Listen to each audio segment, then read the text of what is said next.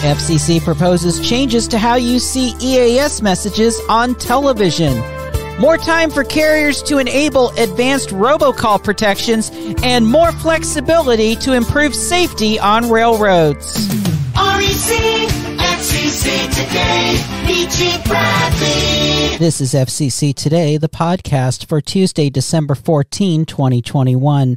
At today's FCC open meeting, the Commission adopted a notice of proposed rulemaking to improve the quality of visual EAS messages on television stations and cable providers. In the proposed rulemaking, the FCC wants to improve what is shown on the screen during the annual National Periodic Test of the Emergency Alert System. Under the proposal, the crawl would read, quote, "This is a nationwide test of the Emergency Alert System from the Federal Emergency Management Agency covering the United States. This is only a test. No action is required by the public," end quote. Currently, the messages that are received in the crawl are a bit more cryptic. The new version would be easier for viewers, especially those with disabilities, to be able to understand. The FCC also proposes to change the rules to require that EAS participants, including radio, use the internet version of emergency alerts instead of the version received over the radio if alerts are received from both sources. According to the Commission, the Common Alerting Protocol, or CAP, which is used for alerts coming over the internet, carry more robust information, including extended text and images. The Commission realizes that television viewers with disabilities would be able to get more robust information during emergency alerts, as opposed to the information carried from alerts that are received by the legacy radio method. The FCC is requesting information from the EAS equipment industry as to costs and other issues involved in making this change to the way that EAS is delivered. In a notice of inquiry, the FCC is looking to see if there is a way for the legacy radio method of delivering EAS to be able to be as more robust as CAP in delivering text-based information to viewers, as well as other ways to improve the EAS. The comment and reply comment periods in PS Docket 15-94 will be announced when the NPRM is published in the Federal Register.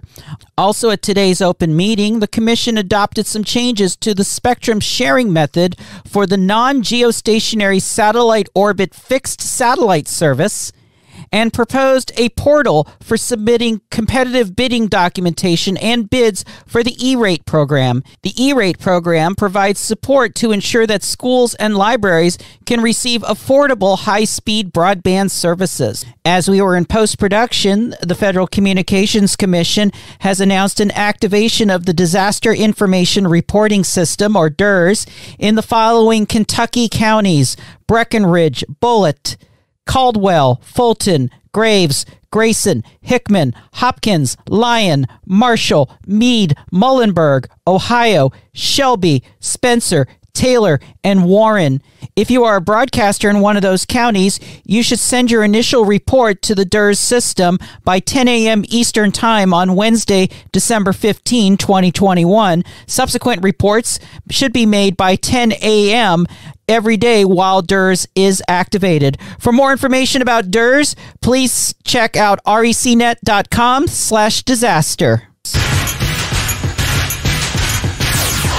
In Robocall news, the FCC has granted in part an order on reconsideration requested by U.S. Telecom to give additional flexibility to implement new codes to indicate blocked calls.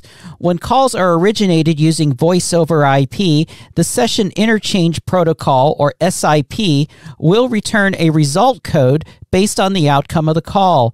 A previous commission order had ordered service providers to start using the SIP codes 607 or 608, depending on certain situations, by the end of 2021.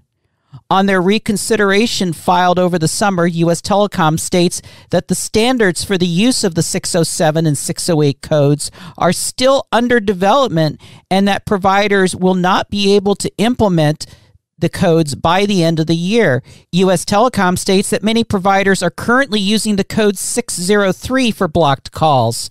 According to U.S. Telecom and consumer groups, requiring 607 and 608 for blocked calls by January 1 can result in service providers needing to discontinue the call blocking services they provide to consumers until the new codes can be implemented. In their action, the FCC will allow VoIP providers to use code 603 in order to meet the January 1, 2022 deadline, while the transition to using code 607 and 608 is being implemented. The design specifications for codes 607 and 608 include information that is not contained in the 603 code structure that permits callers to contact blocking entities and initiate a redress process.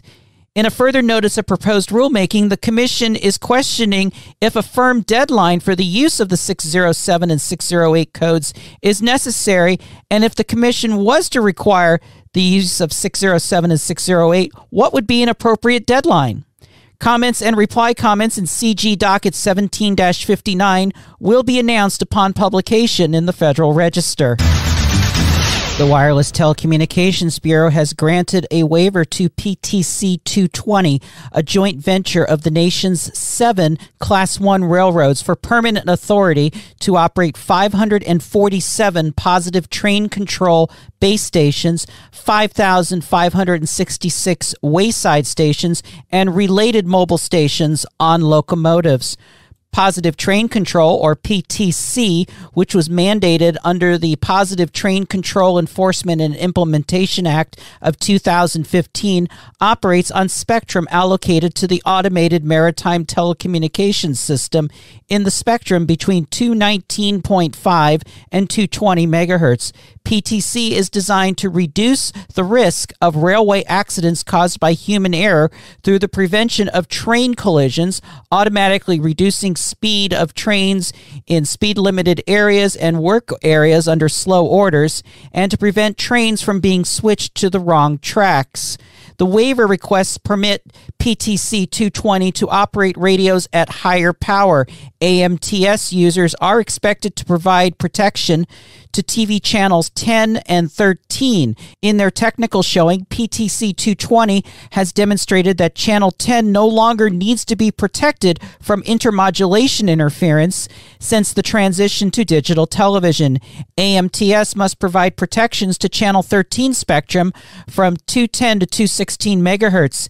In their showing, PTC-220 does not project any cases where more than 100 households watching channel 13 would receive interference from base or wayside stations.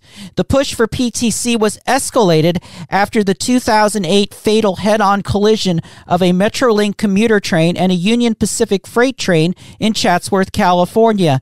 In that case, the NTSB had determined that the Metrolink train passed through a red signal on a single track section because the operator of the Metrolink train was distracted by sending text messages.